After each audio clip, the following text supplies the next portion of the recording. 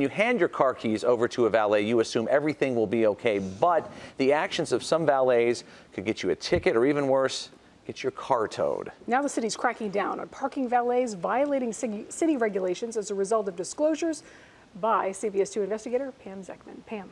Kate and Rob, we tagged along with investigators from the City Department of Business Affairs and Consumer Protection during their surprise inspections. They issued dozens of citations to those valet companies that were parking cars illegally and even apparently using counterfeit parking meter receipts to do it.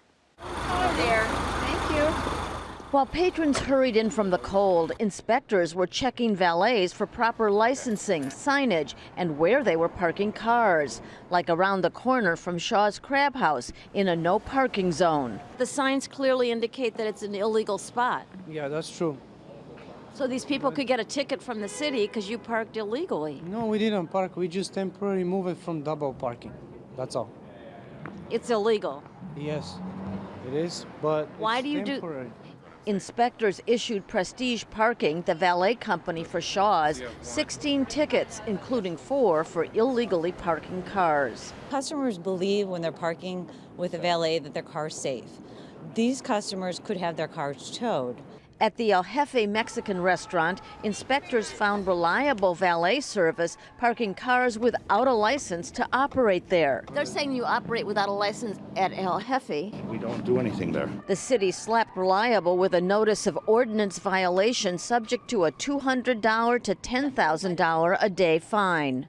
Why is it important to be sure the valet parkers are licensed by the city? People don't know who they're leaving their cars with. They don't know who the attendant is, so that's a big risk to the consumer. At the valet booth for Tiffany Kim's Day Spa, inspectors found something they'd never seen before. So these are all for tomorrow. Stacks of fake parking meter receipts. What do you know about these? I don't know. I told her, I don't know, I work on another guy. I don't know. This could hurt the customer who's left their car with a valet. Then yeah, they would get a parking ticket because the parking hasn't been paid for. Pass LLC, which runs the valet service for Tiffany Kim's, got 40 violations, including 16 for possession of counterfeit parking meter receipts. We had put the valet operators on notice that we're going to be doing a crackdown, and we're following up now. Now it's time that we're checking these valet operators to make sure that they're complying with the rules. And we found a lot of violations this evening. And over 4 days, they issued 229 tickets to 35 valet companies. Spokesman for Shaw's and Tiffany Kim said they didn't know about the violations and do not condone them. The valet companies did not return my calls. Rob and Kate, the city now wants anyone that has a problem with a valet company to be sure to report it by calling 311. Because it just makes sense that the punishment should go to the valet company, not to the car owner. And the car owner may not even know that they got the ticket until it comes months later in the mail and it's double. And then they have no idea where it came from. Happened. Exactly. Yeah. All right, thanks, Pam.